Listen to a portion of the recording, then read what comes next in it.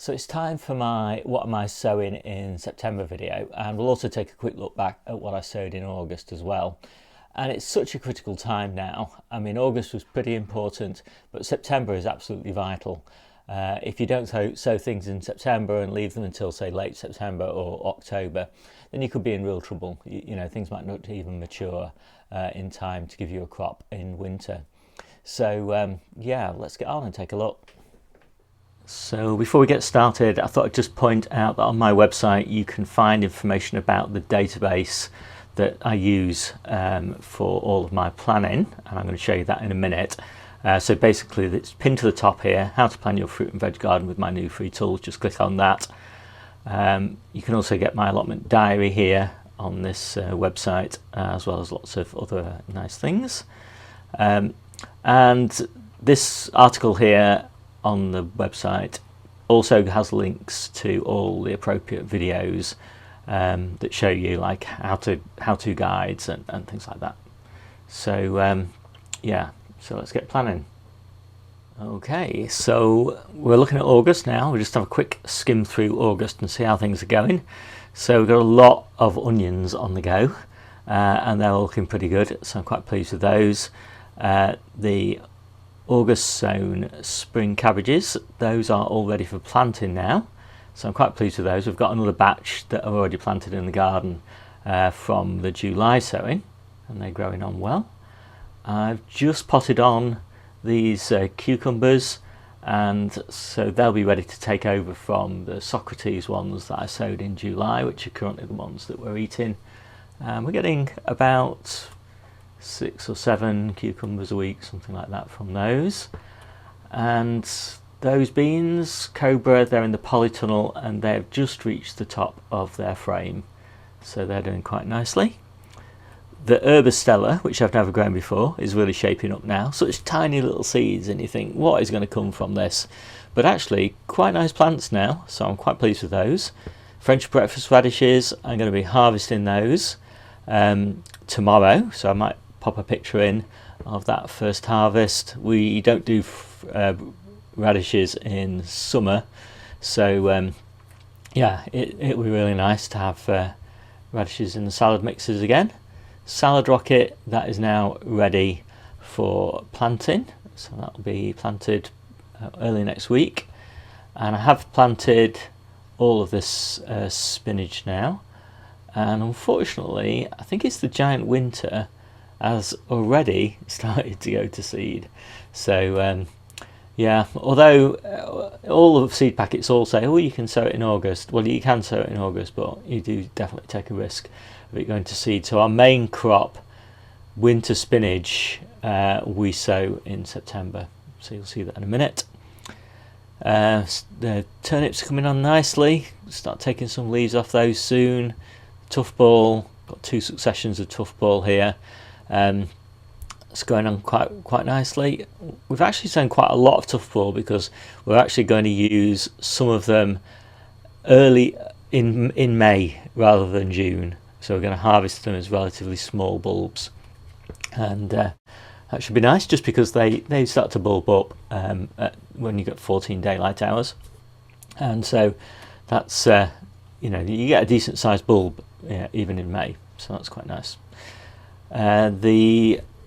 This is my last sowing of carrots for eating this year, and they've germinated now. They're about 1 inch tall, so I'm quite pleased with those. And then there's more successions of radishes and turnips and onions and salad rockets, and the red rhubarb, which we direct sow, that has just germinated, Debbie said today.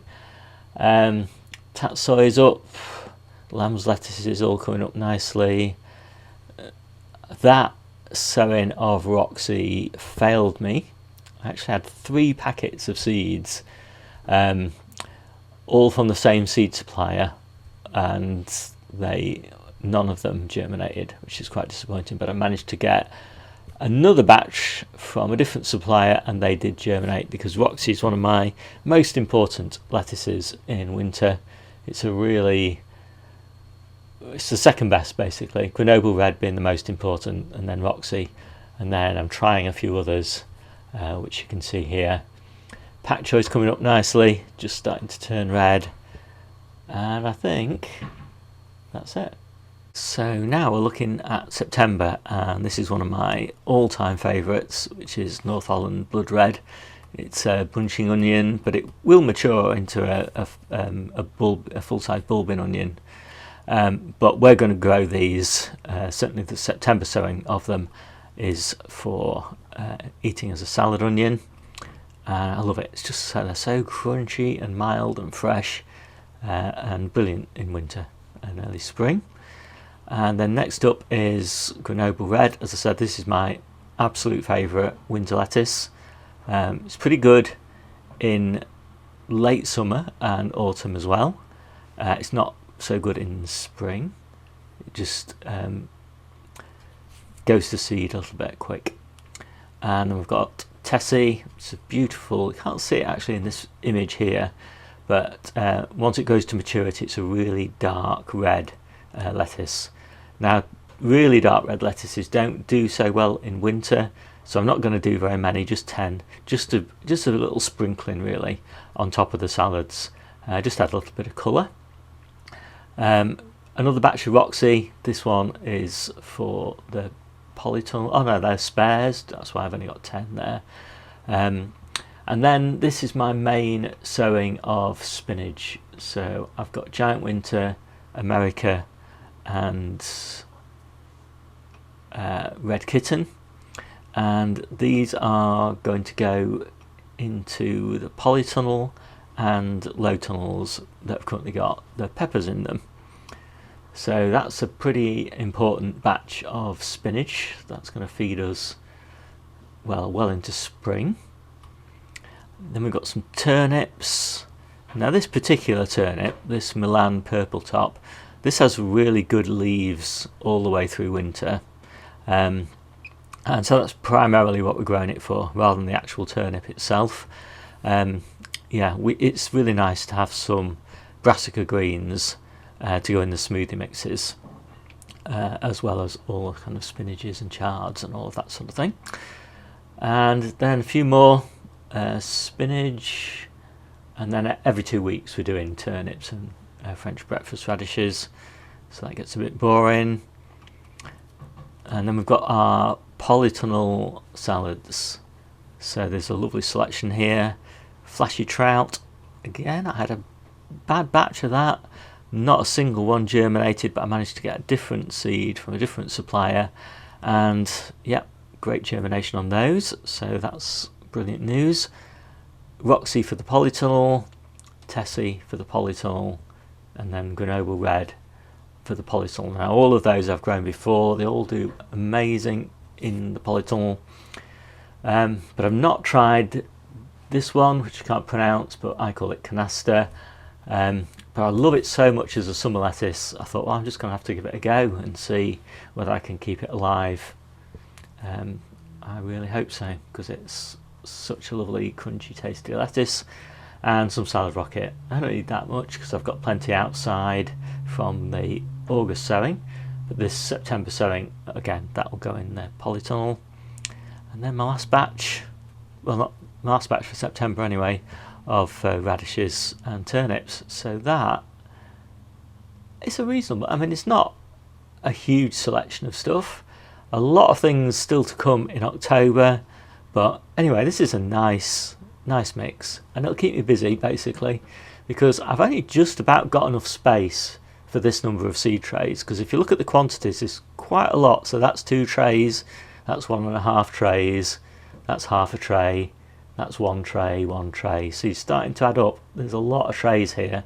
I think there's probably 16 trays of seeds, and that is because what you're sowing now you're going to be eating for a very long time, apart from the radishes and turnips and things. But yeah, so first harvest dates, so we always have a quick look at this. So in the last 32 days, I think I put in here, yeah, we harvested our main crop onions and our main crop shallots, and we were very pleased with them. And we did leave some of these North Holland Blood Red salad onions. We left a few of those in to mature, thinned them out down to 3, I think, in a clump, and harvested those as main crop onions, and they were pretty good. We also chopped up quite a lot of them and just used them in salads as well. So there were a few that went to seed, so we processed them like that. Scarlet Empire, and actually I don't know why I haven't got it on here, but also French beans. So our main crop, runner beans and French beans, are now on stream, producing far too many beans for us to eat, but that's always the case. But of course we've been eating beans for many months now, from the polytunnel crop. And the tumbler tomatoes, wow, what a crop we've had of those. I think we've been harvesting 2 kilos, every 2 days, so 1 kilo a day off the outdoor tumblers. So yeah, quite an amazing crop. Picked our first couple of Crown Princes. They are absolutely massive now, much bigger than last year. Huge. I think we've got 33 of them. I don't know what we're going to do with all those. And some really nice graffiti cauliflower. I really like graffiti in summer.